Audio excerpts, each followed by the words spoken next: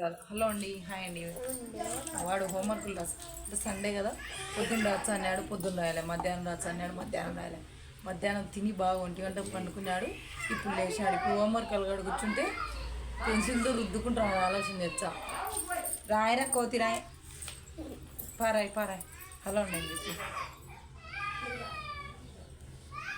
తెలుగు రాచాడు అనమాట. వీనికి కష్టము తెలుగు 4 లైన్స్, ఇంగ్లీషు ఈ 2.